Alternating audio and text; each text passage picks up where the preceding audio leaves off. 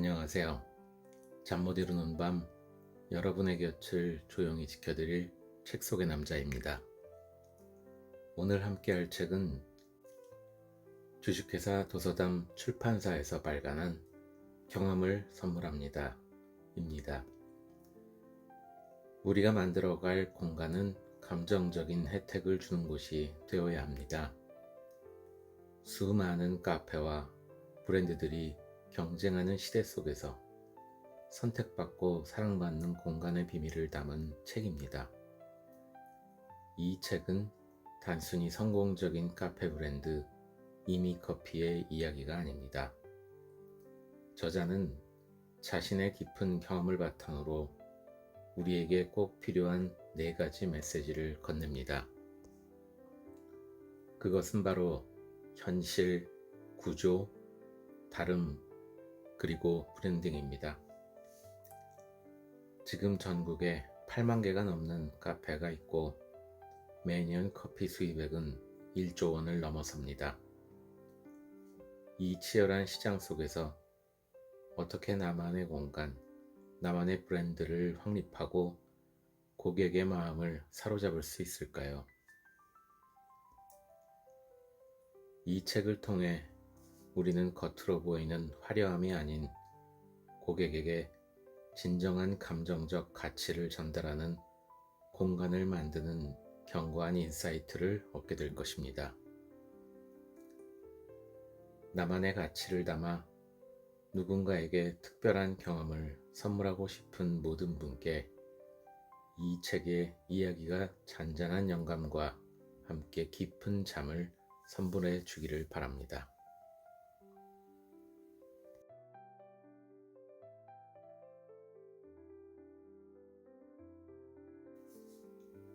들어가는 글. 저는 카페 사장입니다. 제가 운영하는 카페의 이름은 이미입니다. 2011년에 첫 매장을 냈고 11년이 지난 지금 이미라는 이름으로 총 4개의 매장을 운영하고 있습니다. 처음에는 가게 이름을 의미라고 짓고 싶었습니다. 이 단어를 좋아하기도 하고 제가 만드는 공간이 저나 손님들 모두에게 의미 있는 곳이 되었으면 하는 바람이 있었기 때문입니다. 그런데 카페 이름을 의미라고 지으려니 너무 진지하고 무거운 느낌이 들었습니다. 그러다가 의미의 한자를 일본어로 읽으면 의미가 된다는 것을 떠올랐습니다. 발음도 쉽고 쓰고 싶었던 뜻도 담을 수 있어서 임의로 이름을 정했습니다. 매일 아침 저는 로스팅을 하고 동생은 케이크를 구웠습니다. 청소를 하고 가게에서 틀 음악을 고르고 쇼케이스에 디저트를 채워 넣어 함께 장사 준비를 마쳤습니다. 그리고 손님을 기다리면서 커피 한 잔을 마실 때면 그래, 좋아하는 단어로 가게 이름을 지었고 좋아하는 커피와 음악을 가까이 하는 일상이라니 바라던 대로 의미 있는 삶을 살 수 있게 되었구나 싶었습니다. 큰 욕심 없이 이렇게 소박하고 평화로운 행복을 누리면서 살고 싶다는 생각을 했습니다. 그러나 이 평화는 오래가지 않았습니다.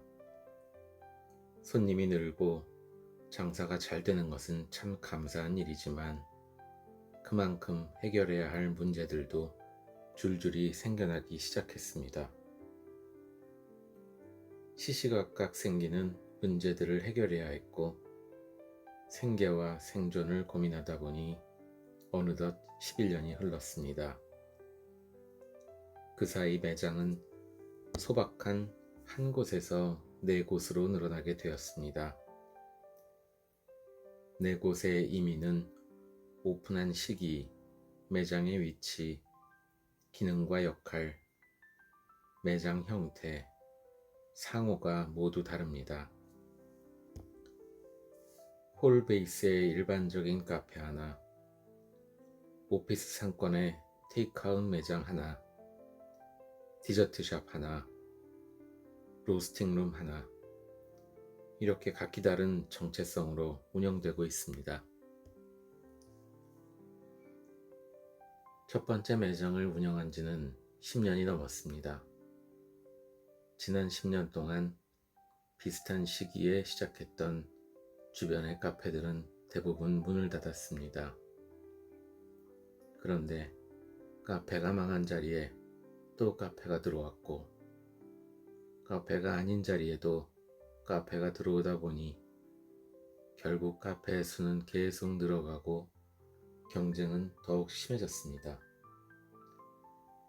이런 현상은 저희 주변에만 생긴 것이 아니었는지 전국의 카페 수는 10년 전보다 6배 가까이 늘었다고 합니다.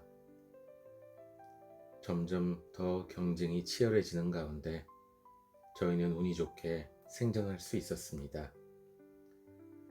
버티다 보니 저희를 사랑해 주시는 분들이 생겼습니다. 그리고 그분들 덕분에 점차 이름이 알려지게 되었습니다.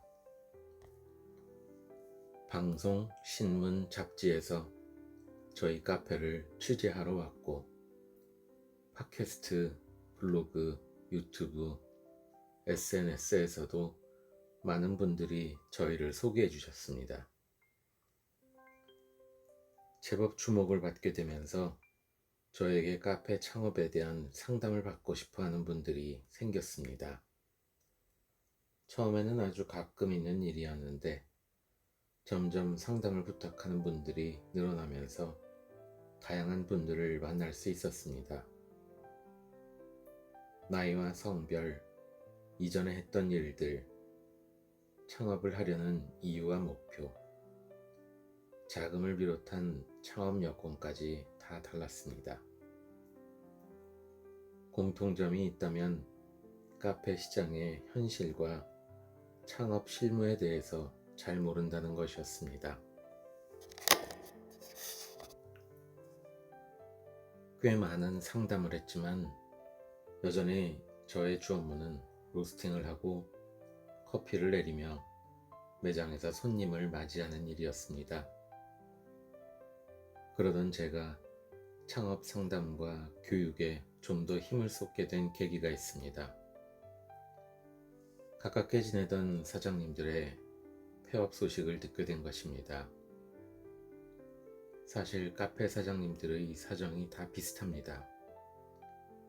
손바닥만한 한 가게를 운영하면서 뭐가 그리도 할 일이 많은지 일이 끝나지를 않습니다.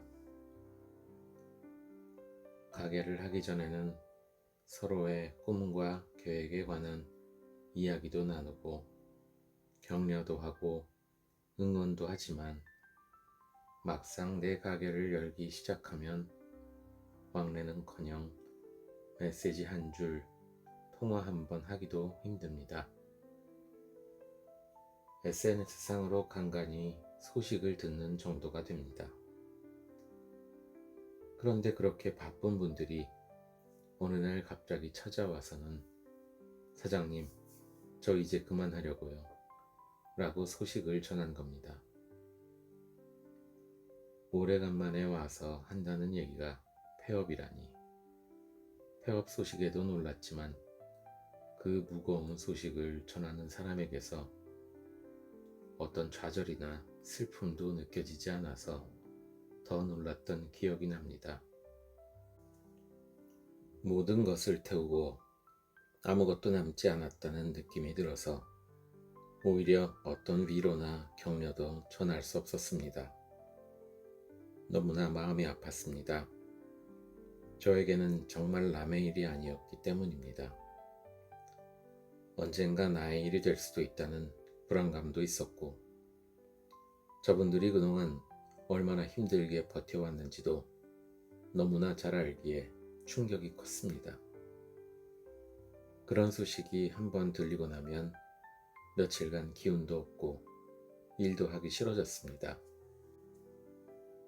카페 사장님들의 폐업 소식이 들려오는 동안 다른 한편에서는 계속해서 창업 상담 요청이 들어왔습니다. 이대로 그냥 두어선 안 되겠다. 사람들이 괴로워하는 모습을 두고 봐서는 안 된다. 라는 생각이 들었습니다. 그래서 저의 상담은 불친절해졌고 직설적으로 바뀌었습니다. 카페가 처한 현실에 대해 매우 솔직하게 말씀드렸고, 어설프거나 비현실적인 계획에 대해서는 냉정한 비판과 조언을 서슴지 않았습니다. 막연히 저는 커피도 좋아하고 카페도 많이 다녀서 잘할 것 같아요 라고 하시는 분들께는 커피는 취미로 즐기시는 것이 좋겠습니다 라고 말씀드리기도 했습니다. 저희 매장에서 상담을 할 때 가게에 손님이 많을 때면 이렇게 사람이 많이 와도 카페로는 돈 벌기 어렵습니다. 그래도 하실 건가요? 라고 물었습니다. 상담을 받으러 오시는 분들이 고생하지 않으시기를 바라는 마음에 단순한 상담이어도 더욱 큰 책임감을 느꼈습니다. 그래서 바쁜 중에도 시간을 내 한 분과 서너 차례씩 만나 이건 이렇게 하면 안 되고 이렇게 하셔야 합니다. 라고 세세한 부분까지 가르쳐 드리곤 했습니다. 그런데 그렇게 상담을 받으신 분들이 창업했다고 해서 가보면 왜 이렇게 만드셨을까? 듣고 싶은 것만 듣고 반영하신 걸까? 싶은 결과가 대부분이었습니다. 답답한 마음이 컸습니다. 아예 하지 않았으면 모를까? 계속 상담을 하려면 대책이 필요했습니다. 몇 날 며칠을 고민하다가 아예 이것을 회사의 일로 만들어야겠다는 생각을 했습니다. 부탁 때문에 어쩔 수 없이 했던 창업에 관한 이야기를 좀 더 적극적으로 해야겠다고 다짐했고, 그래서 글을 쓰기 시작했습니다. 현실적인 이야기를 더욱 명확하게 담아낼 수 있도록 저의 문제의식에 공감해주는 직원들과 함께 매주 1회 이상의 모임을 했습니다. 모임은 1년 동안 두어 번 쉰 것을 제외하고 꾸준히 이어졌습니다.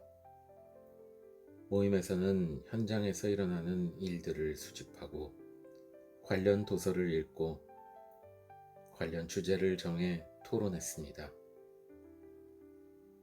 모임에서의 이야기는 글로 정리해 온라인에 공유했습니다. 시간이 지나면서 점차 저희가 연재하는 글에 관심을 가져주시는 분들이 생겼습니다. 저희의 이야기가 사람들에게 단순히 자극을 주는데 그치지 않고 실천을 유도하는 방향으로 이어졌으면 좋겠다는 생각이 들었습니다. 그런 고민 끝에 세미나를 열었습니다. 세미나의 제목은 카페 생존하려면 이었습니다. 성공, 대박, 비결, 비법이라고 해도 안올판의 생존이라니. 고작 생존이나 하려고 창업을 하려는 사람은 거의 없을 겁니다. 제목을 좀 거창하게 지을까 고민했습니다만 돌이켜보니 애초에 이런 이야기를 꺼내게 된 것은 생존조차 어려운 카페의 현실에서 출발했기에 이보다 적절하고 진정성 있는 제목은 없을 거란 생각이 들었습니다.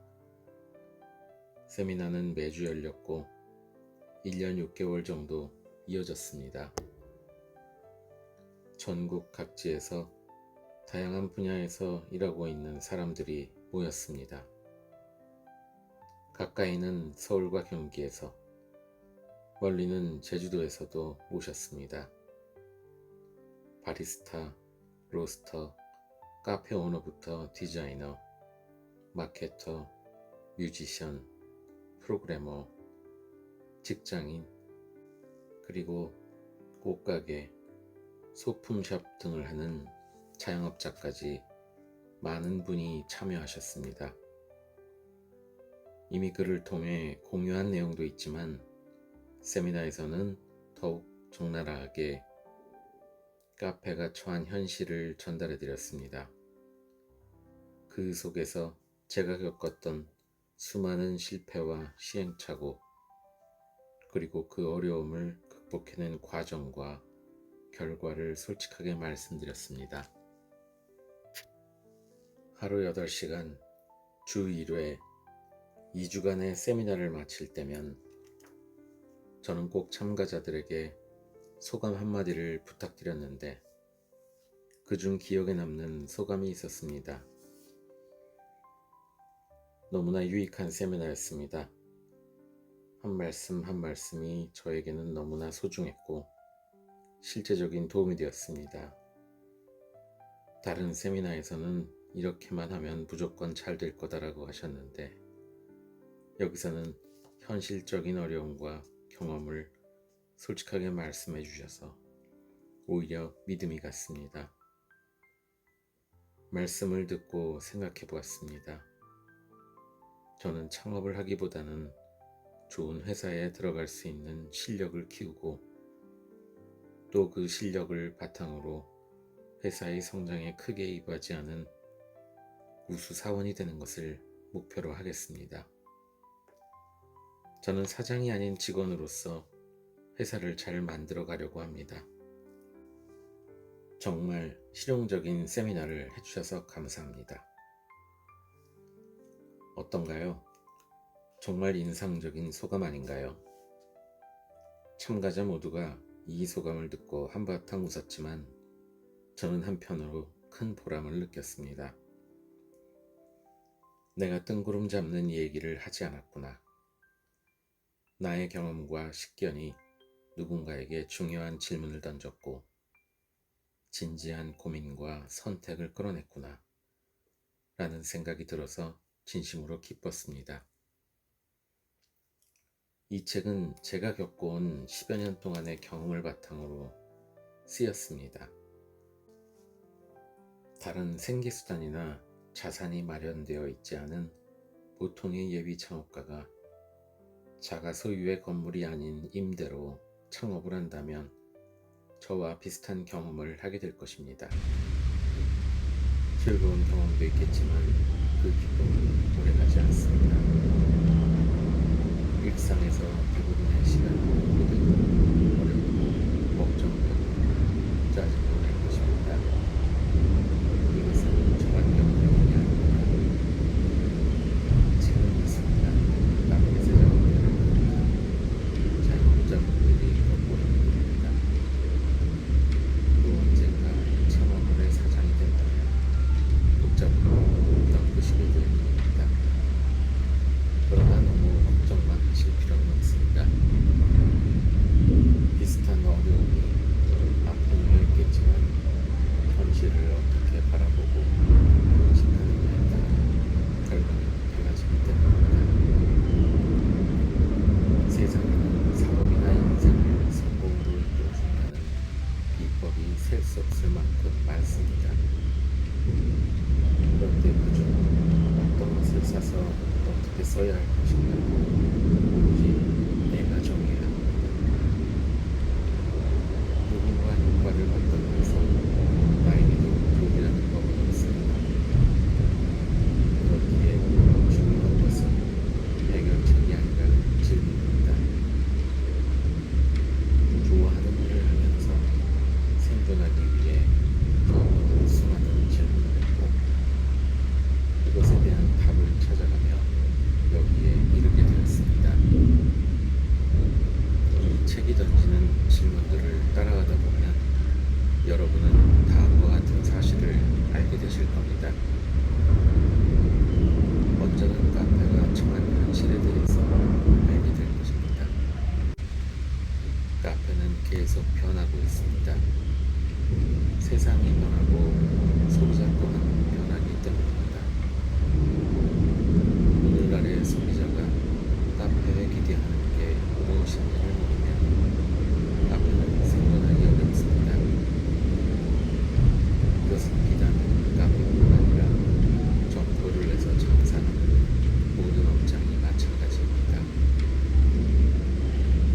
대한 새로운 이해가 필요합니다.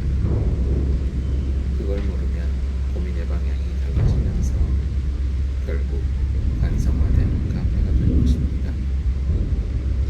아무리 인테리어를 잘하고 커피가 맛있어도 시간이 지나면 생존이 불편하게집니다. 두 번째로는 카페가 망하지 않을 든든한 토대를 만드는 법에 대해서 알게 될 것입니다. 장사하는 분들이 자주 남는 게 없다 라는 말을 합니다. 소비자 입장에서는 이 말이 상술에 불과하다고 생각할 수 있지만 실제로 잘 연구하다 보면 이 말의 의미가 다르게 다릅니다. 장사가 잘 되는 것이 충분한 수익이 발생한다는 것을 의미하지는 않습니다. 처음부터 비용 구조와 수익 구조에 대한 설계를 잘 해놓지 않으면 생존 자체가 어려울 수 있습니다. 저는 손쉽게 돈을 버는 모르지만 노력이 성과로 이어지려면 무엇을 해야 하는지 알고 있습니다. 이와 관련해 중요한 지침을 공유해 드리겠습니다. 세 번째로는 생존의 필수 요소인 차별화에 대해 알게 될 것입니다. 오프라인 공간 비즈니스의 핵심은 바로 차별화에 있습니다. 차별화라는 것이 식상한 주제일 수 있겠지만 실제로 그것이 의미하는 바나 그것을 표현하는 방법에 대해 아는 사람은 아주 드뭅니다. 그렇기에 큰 비용을 들여서 차별화 전략을 전문가에게 의뢰하곤 하는데 그것은 한계가 있습니다. 이 책을 읽으시는 분들은 마케팅 전략을 공부하는 분들이 아니라 그것을 활용해 자신의 비즈니스를 지속해야 하는 분들이기 때문입니다. 내가 아닌 다른 사람이 정해준 것만으로는 생존을 지속하기 어렵습니다. 저희는 차별화라는 말보다는 다름이라는 단어를 설명해 보려 합니다. 네 번째는 브랜딩입니다. 요즘 거의 모든 분야에서 브랜딩을 말합니다. 관련된 책이나 강연, 정보도 넘쳐납니다. 그런데 남이 하나 하면서 브랜딩까지 해야 하나 싶고 당장 해야 할 일들이 많으니 일단 좀 안정되면 브랜딩도 하고 마케팅도 시작해야겠다는 생각으로 출발하는 경우가 많습니다. 그런데 11년간 카페를 운영하면서 온갖 일들을 다 겪고 나니 처음부터 브랜딩을 해야 했음을 창업이란 브랜드를 만드는 것임을 깨닫게 되었습니다. 브랜드를 만들지 못하면 카페는 생존하지 못합니다.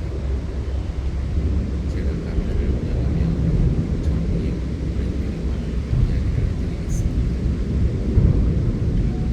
이 책에서는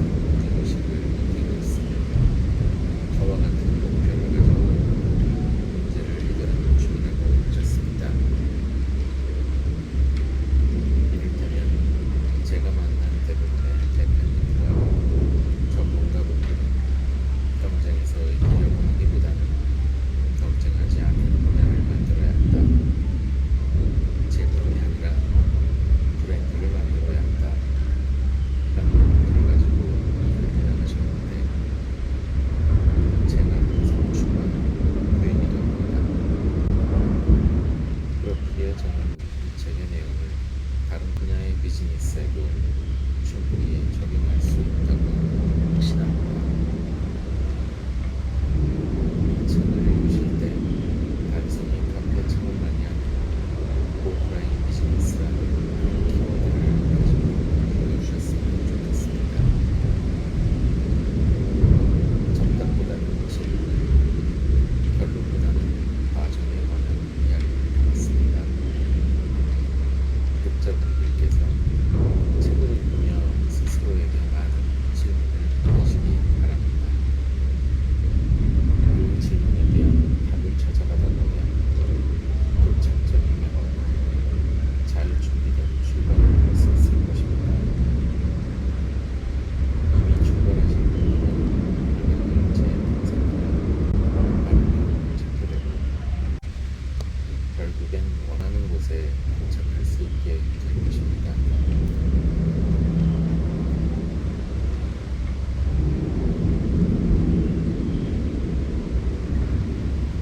일부 인식.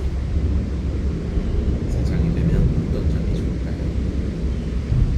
아직 사장이 아닌 분들은 이렇다고 하십니다. 상사의 눈치를 보지 않아도 되고 내 가게니까 비교적 시간 사용이 자유롭지 않을까요? 내가 내 일을 만들어서 하는 것이니까 일도 휴식도 잘 조율해서 워라밸을 이룰 수 있을 것 같습니다. 제가 하고 싶은 일을 하는 거잖아요. 좀 더 열정적으로 일할 수 있을 것 같아요. 사장이 되면 제 자본을 투입하니 제 몫이 크겠죠.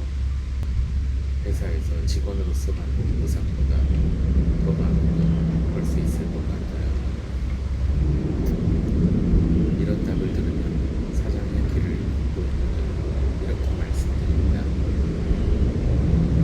사장에게 상사는 없지만 대신 수많은 왕을 모셔야 합니다. 일과 쉼의 경계는 점점 없어져요. 영업은 끝났는데 걱정은 안 끝나고요. 매장 운영 시간은 제 권한이지만 고객과의 약속이니 지켜야 합니다.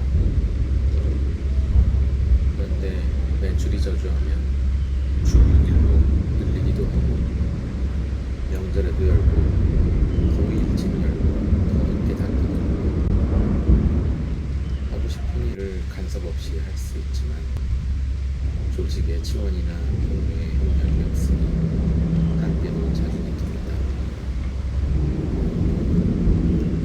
내가 투자했으니 버는 족족 내 돈인 것 같지만 반대로 적자일 때도 있고요. 매출이 적자가 나고 직원 급여가 보장되지만 사장은 그렇지 않습니다.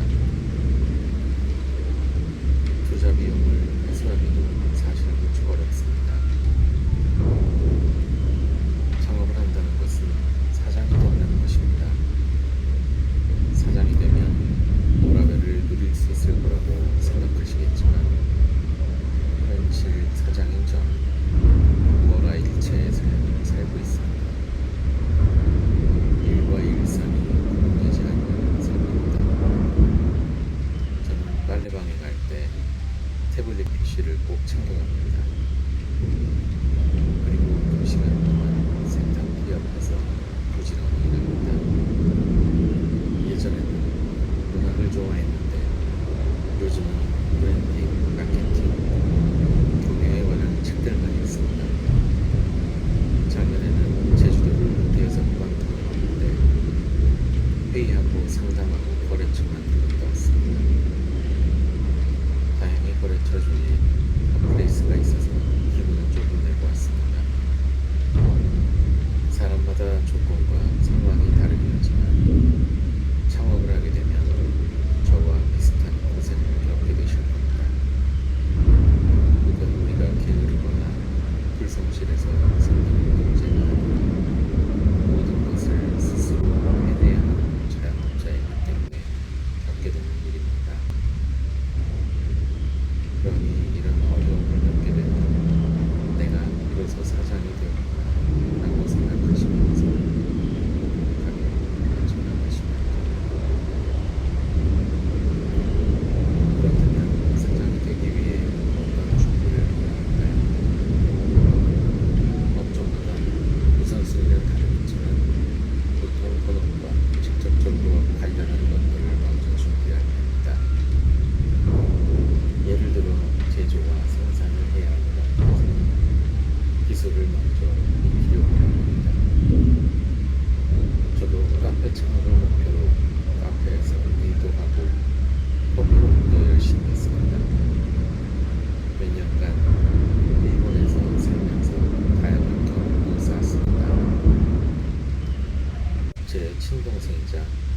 이미의 모든 디저트를 만드는 이승민 셰프로 일본에서 유학을 하고 현지에서 일도 하면서 실력을 키웠습니다.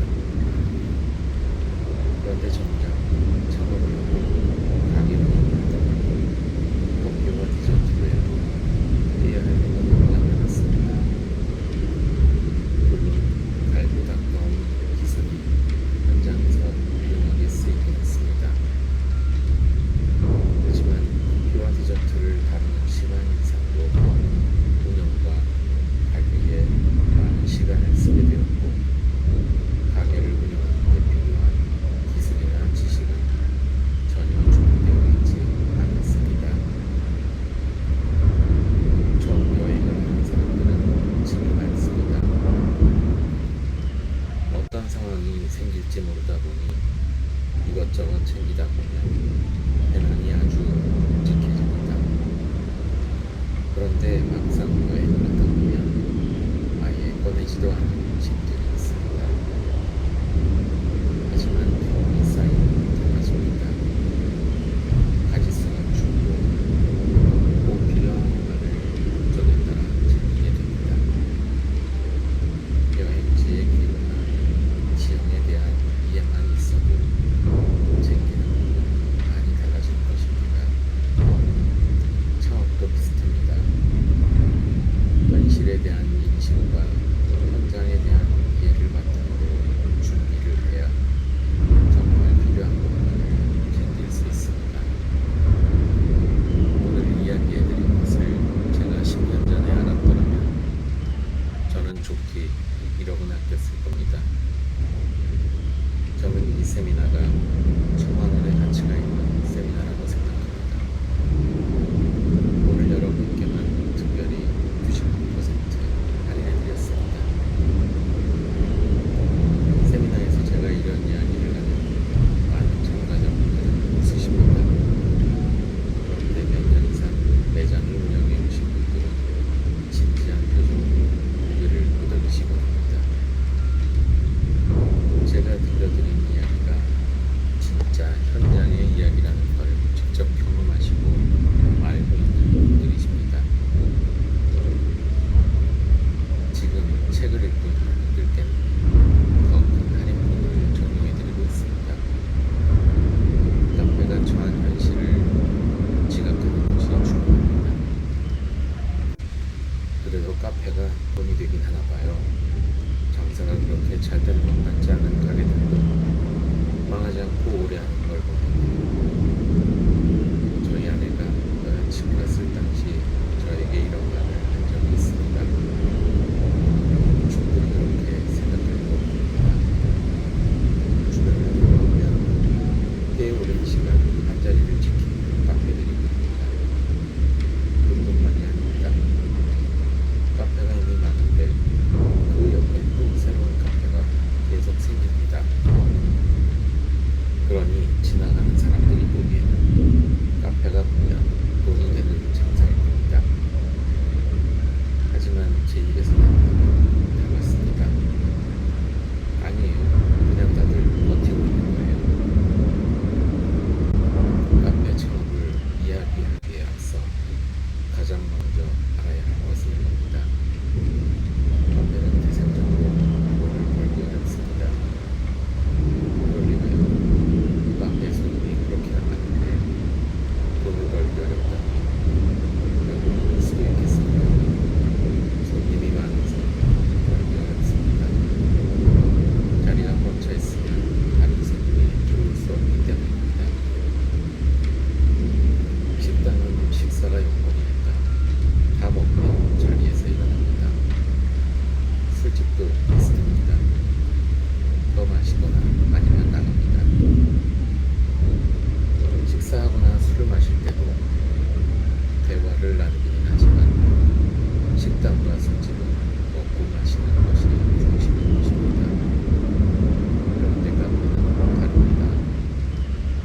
커피를 다 마셨다고 해서 대화가 끊기거나 보돈책을 덮거나 하지 않습니다.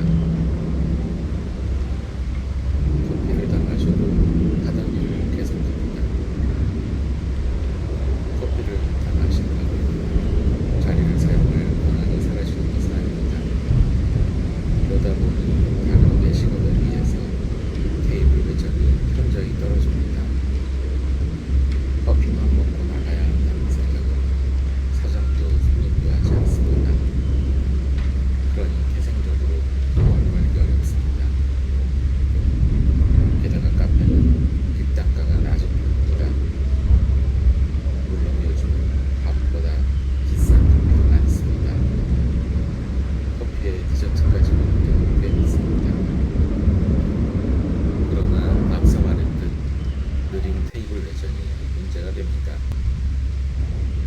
한끼 식사보다 비싼 커피나 디저트를 시키고는 시간에 쫓겨 먹고 내려가는 사람은 거의 없습니다. 한 잔을 다 마시고 나서 추가로 커피를 준다는 사람도 있지만 추가로 준다는 것은 계속 자리를 차지하고 있다는 뜻입니다.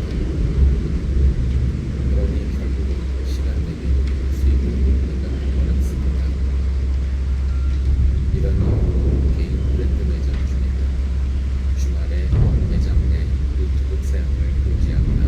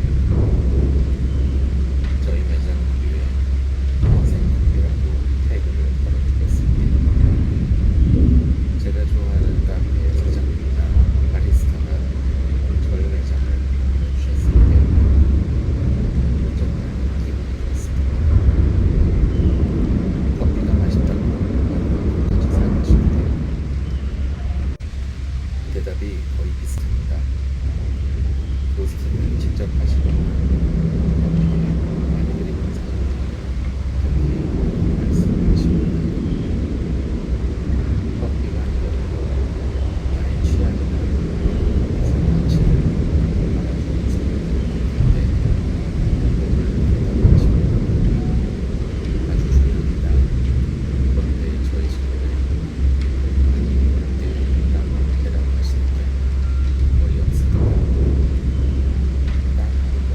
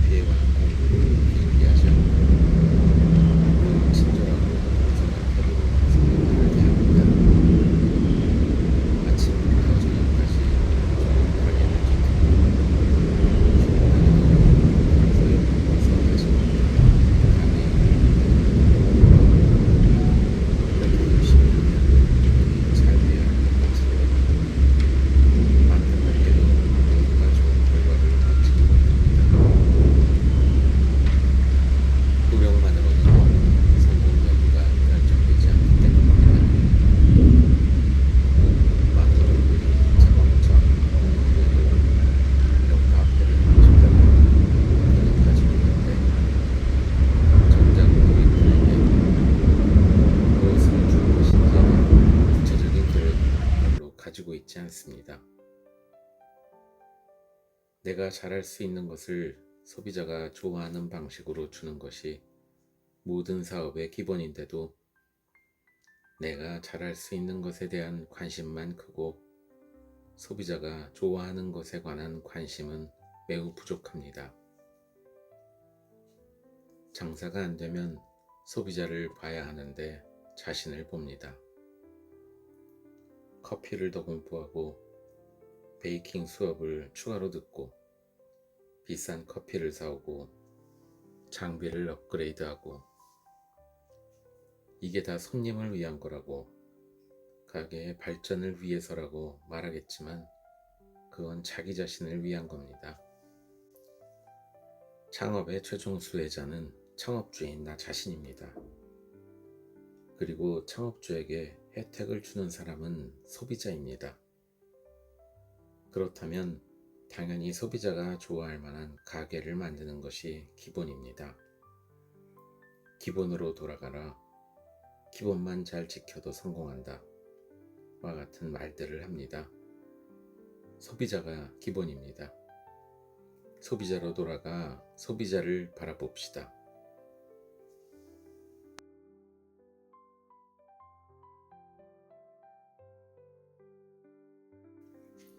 소비자에게 카페를 배워야 합니다.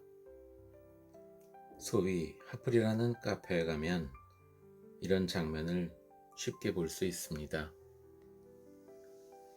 커피와 디저트가 나옵니다. 손님은 잔과 접시의 위치를 계속 바꾸고 포크를 치웠다가 접시에 걸쳤다가 테이블 중앙에 놓고 찍고 끝으로 옮겨 찍고 자리에 앉아서 찍고 일어나서 찍고 멀리서 찍고 가까이서 찍고 그래도 마음에 안 들면 자리를 옮기기도 합니다. 이런 식으로 수십 장의 사진을 찍습니다. 그러다 보면 시간이 한참 지나기도 합니다. 그 사이 커피는 식어서 맛이 떨어지거나 얼음이 녹아서 싱거워집니다. 멀리서 찾아와 웨이팅도 했는데 기왕이면 맛있을 때 빨리 먹지. 만든 사람의 마음은 이럴 것입니다. 그런데 그 공간에 있는 대부분의 사람은 아랑곳하지 않고 사진을 찍으면서 즐거워하고 만족스러워합니다. 나중에 후기를 찾아보면 너무너무 맛있었다고 행복했다고 합니다. 6년 전쯤 후암동 주택가 좁은 골목 안에 카페가 하나 생겼습니다. 오픈한 지 얼마 안 되어 금세 유명해졌습니다. 인스타그램, 블로그 등에 수많은 포스트가 올라왔고 카페는 늘 사람들로 북적였습니다. 이 카페가 유명해진 당시 이런 말을 하는 사람들이 많았습니다. 카페는 커피가 맛있어야지 저런 인스타용 카페는 오래 못 가. 한 번쯤은 궁금해서 가겠지. 그런데 단골이 생기겠어. 저게 다 오픈빨이야. 커피를 마시러 오는 건지 사진을 찍으러 오는 건지 문득 궁금해서 최근 인스타그램에 태그 검색을 해봤더니 3만 건 이상의 게시물이 나왔습니다. 여전히 잘 되고 있다는 뜻입니다. 사실 그렇게까지 기다렸다가 먹을 만한 메뉴가 있는 것은 아닙니다. 그런데 왜 잘 되는 걸까요? 손님들을 사로잡은 것은 맛이 아니라 멋이었습니다. 전체적인 분위기도 너무 예쁘고 소품 하나하나가 공간과 잘 어울립니다. 디저트와 음료가 나오는데 먹기 아깝다는 생각이 절로 들 정도로 플레이팅이 정성스럽습니다. 누군가에게는 맛집일 수도 있겠지만 이곳이 잘된 진짜 이유는 멋입니다. 여기서 더 중요한 점은 창업자가 생각하는 멋을 소비자에게 강요한 것이 아니라 소비자가 좋아할 만한 멋을 구현했다는 점입니다. 이 카페는 부부가 같이 창업을 했는데 두 분의 전직은 디자이너입니다. 디자이너는 자신이 만들 디자인이 누구를 위한 것이며 무슨 목적으로 사용되는지 디자이너 중심이 아닌 소비자 중심으로 생각하는 직업입니다. 단순히 내가 하고 싶은 것을 구현하는 것이 아니라 사회와 대중을 위한 것을 만들고 많은 사람의 공감을 이끌어내기 위해서 작업을 합니다. 사람들이 필요와 욕구를 잘 파악한다는 강점 덕분에 디자이너 출신의 사람들이 창업한 매장은 대부분 잘 됩니다.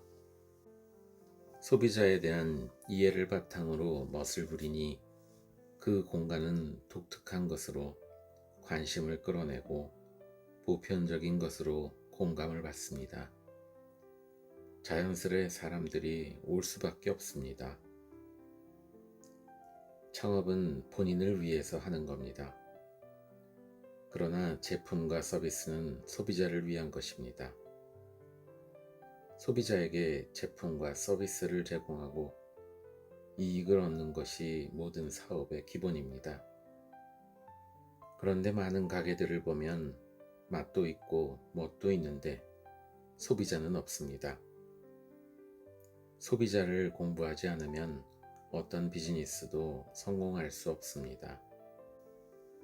그렇다면 소비자를 어떻게 배울 수 있을까요? 저는 예비 창업자들에게 지금 가장 핫한 카페를 가보라고 합니다. 멀리까지 가서 수십 미터씩 줄도 서보고 취향에 맞지 않더라도 인기 있는 메뉴를 먹어보라고 합니다. 가보라고 해서 다녀오긴 했는데 막상 가보니까 그다지 특별한 맛도 아니고 딱히 친절하지도 않고 사람이 너무 많아서 쾌적하지도 않던데요. 무슨 말인지 알겠습니다. 그런데 예비 창업자 혹은 커피 전문가가 핫플레이스에서 느낀 아쉬움을 소비자들은 느끼지 못하는 걸까요? 그들은 커피 맛도 모르고 그저 그런 디저트에도 감동하고 주관이나 취향도 없이 그냥 유행하는 곳만 찾아다니는 걸까요? 아니요, 소비자들은 바보가 아닙니다. 많은 정보와 다양한 경험이 있고 때로는 매우 현명합니다. 그런 그들이 아쉬움을 감수하고서라도 가는 이유가 있는 것입니다. 그 이유를 잘 알고 그것을 소비자들에게 주는 카페가 잘 됩니다. 그것을 이해하는 순간 카페 창업에 대한 새로운 시각을 갖게 되고 구체적인 계획을 세울 수 있게 됩니다. 창업을 꿈꾼다면 소비자의 요구에 관심을 가져야 합니다. 세상에는 두 가지 카페가 있다. 거기가 커피값이 싸 1,000원이야. 집에서 가까워 커피도 나쁘지 않고 더우니까 그냥 가까운데 아무데나 가자. 이 시간에 여는 곳은 거기밖에 없어. 거기 작업하기 좋아. 책상도 넓고 의자도 편하고 콘센트도 자리마다 있어. 샌드위치 맛집이야. 커피도 괜찮아. 그 집에 크리미 오렌지 빙수라는 게 있는데 특이해. 거기 말고 파는 곳 본 적 없어. 요즘 에스프레소가 유행이잖아. 한번 가보자. 그 집 햇살이 진짜 좋아. 셀카 잘 나와. 찍어놓고 나 아닌 줄. 거기 지난주에 수요미식회에 나왔잖아. 어쩐지 사람이 많더라. 그 카페 내가 좋아하는 아이돌 단골 가게라던데. 그곳 직원들은 엄청 친절해. 사람들이 카페를 선택하는 이유는 정말 다양합니다. 각자의 취향에 따라 다르고 처한 상황에 따라 다릅니다. 아무데나 들어갈 때도 있지만 반대로 아주 신중하게 고를 때도 있습니다. 소비자들이 카페에 기대하는 바가 다양해지면서 거기에 부응하는 여러 형태의 카페가 생기고 있습니다. 소비자의 입장에선 선택의 폭이 다양해져서 좋겠지만 창업자에게 주어지는 숙제는 늘어나고 난이도도 그만큼 높아졌습니다. 매우 복잡한 것 같지만 사실 카페를 찾는 소비자들의 요구는 크게 두 가지입니다. 달리 말하자면 소비자가 구매를 통해서 얻고자 하는 혜택은 크게 두 종류라는 겁니다. 첫 번째는 기능적인 혜택입니다. 기능적인 혜택은 소비자가 지각하는 문제를 해결해 줄 수 있는 혜택을 뜻합니다. 어떤 것이 있을까요? 사람들은 카페인을 얻으러 카페에 갑니다. 카페에 가면 비와 바람을 피할 수 있는 벽과 천장을 얻을 수 있습니다. 편하게 앉아서 시간을 보낼 수 있는 테이블과 의자도 기능적인 혜택에 해당합니다. 보통 기능적인 혜택이 필요할 때는 아무데나 갑니다. 잠을 깨기 위한 커피를 위해 굳이 먼 곳까지 갈 일은 없습니다. 맛과 취향의 차이는 있겠지만 카페인을 섭취한다는 기능적 혜택은 동일하기 때문입니다. 당연히 웨이팅을 할 일도 없습니다. 편의점에 가면 카페보다 훨씬 저렴한 가격으로 카페인을 섭취할 수 있습니다. 카페인 제공이라는 기능적 혜택만 생각하면 편의점이 훨씬 유리합니다. 빨리 나오기도 하고 커피뿐 아니라 다른 제품들도 구매하기 편리합니다. 이렇듯 기능적인 혜택은 특정한 곳을 찾지 않아도 쉽게 충족할 수 있습니다. 그러니 기능적인 혜택을 기반으로는 재방문이나 충성 고객을 기대하기 어렵습니다. 두 번째는 감정적인 혜택입니다. 제품이나 브랜드를 소유하거나 소유하는 상상만으로 심리적 만족감을 얻게 되는 것을 뜻합니다. 이런 카페가 있습니다. 카페를 창업하면서 내놓은 대표 메뉴가 유명세를 탔습니다. 얼마나 사람들이 많이 오는지 추위 속에서 1시간 넘게 줄을 서서 주문을 했더니 2시간 후에 찾으러 오세요 라고 합니다. 줄 서느라 시간을 쓰고 음료를 받으려면 다시 한참을 기다려 하는데도 전국에서 사람들이 찾아옵니다. 도대체 얼마나 대단한 음료이기에 사람들은 이렇게 많은 시간을 투자하여 커피 한 잔을 먹으려는 걸까요? 게다가 이 메뉴가 잘 팔린 후 전국 카페에 유사한 메뉴가 생겼는데 왜 굳이 여기에서 음료를 마시려고 하는 걸까요? 원조의 맛은 뭔가 다를 거라는 기대감 때문일 수도 있고 원조라는 프리미엄을 소유하고 싶었을 수도 있고 그 험한 웨이팅을 견디고 시그니처 음료를 마셨다는 경험담을 얻고 싶었는지도 모릅니다. 사람들이 특정한 브랜드를 선택하는 이유도 제품의 기능보다는 제품에서 비롯되는 감성에 있습니다. 집 근처에도 비슷한 가게가 있지만 굳이 먼 거리를 찾아오는 것, 조금만 기다리면 온라인 샵에서 살 수 있는 제품인데 최초의 구매자 몇 명 안에 들고 싶어서 밤을 새우는 것도 감정적 혜택을 얻기 위한 것입니다. 모든 카페는 기본적으로 기능적인 혜택을 제공하지만 특히 기능적인 혜택이 집중된 카페가 있습니다. 대부분의 프랜차이즈 매장이 그렇습니다. 대체로 넓고 좌석도 많고 메뉴도 다양합니다.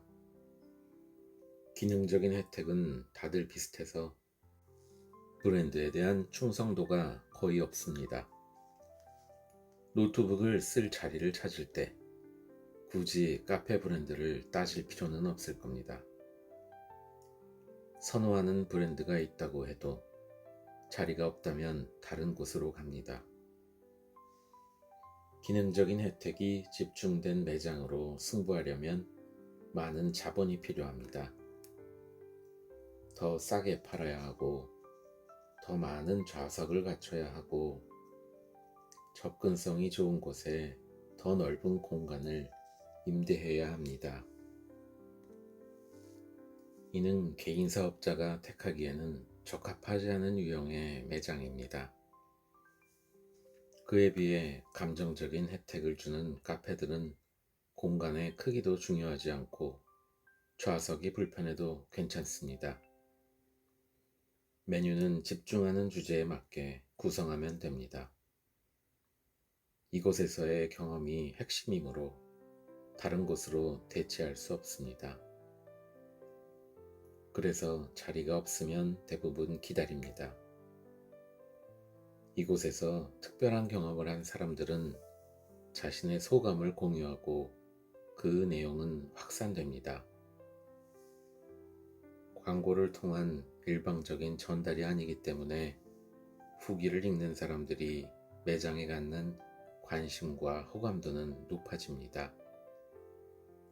또 기능적인 매장은 반드시 구비되어야 하는 시설이 많은 반면 감정적인 혜택을 주는 매장은 그 목적에 따라 필요한 것만 있으면 됩니다. 규모와 상권이 크게 중요하지 않기에 창업 비용 면에서도 유리할 수 있습니다. 프랜차이즈 카페의 수와 그 방문객의 숫자는 개인 브랜드에 비해서 압도적으로 많지만 프랜차이즈 브랜드가 선택을 받는 이유는 기능적인 혜택 때문입니다. 주변에 다른 브랜드의 프랜차이즈 매장이 생기면 매출이 줄어듭니다. 그러나 감정적인 혜택을 주는 카페는 새로 생긴 프랜차이즈 매장에도 영향을 적게 받습니다. 저희 매장과 가까운 곳에도 프랜차이즈 커피 매장이 순차적으로 들어왔습니다. 직원들이나 손님들은 걱정을 많이 했지만 저는 걱정하지 말라고 했습니다. 당시에 저희 매장은 이미 사람들이 찾아오는 매장이 되어 있었기 때문입니다. 자리가 필요해서 프랜차이즈 매장에 들어갔다가 자리가 없어 헤매던 중 우연히 저희 매장을 들어올 수는 있어도 저희 매장을 일부러 찾아왔다가 자리가 없다고 프랜차이즈 매장에 들어갈 사람들은 거의 없을 거라 생각했습니다. 실제로 프랜차이즈 매장의 영향은 없었습니다. 저희 매장은 감정적인 혜택을 제공하는 카페이기 때문이었습니다. 소비자들은 필요에 따라서 기능적인 혜택을 주는 카페를 가기도 하고 감정적인 혜택을 주는 카페를 가기도 합니다. 그런데 저는 카페가 생존하기 위해서는 반드시 소비자들에게 감정적인 혜택을 주어야 한다고 생각합니다. 비단 카페뿐만 아니라 오프라인 공간을 통한 사업을 한다면 반드시 그래야 한다고 생각합니다. 비단 카페뿐만 아니라 오프라인 공간을 통한 사업을 한다면 반드시 그래야 한다고 생각합니다. 앞서 언급했듯 감정적인 혜택을 주어야 경쟁에서 비교적 자유로울 수 있고 창업 비용도 유연하게 사용할 수 있습니다. 무엇보다도 소비자들은 감정적인 혜택을 주는 공간을 좋아합니다. 기능적인 혜택 위주의 매장은 결정적으로 매력이 부족하기 때문입니다. 우리가 만들어갈 공간은 감정적인 혜택을 주는 곳이 되어야 합니다. 제가 앞으로 제안하는 모든 내용은 이러한 목표를 향해 있습니다. 저 역시도 기능적인 면을 중시하며 오래 일해왔기에 새로운 관점으로 카페를 보는 것이 어려웠습니다. 많은 공부와 인식의 전환이 필요했는데 그걸 해내지 못했다면 10년은 고사하고 5년도 버티기 어렵지 않았을까 싶습니다.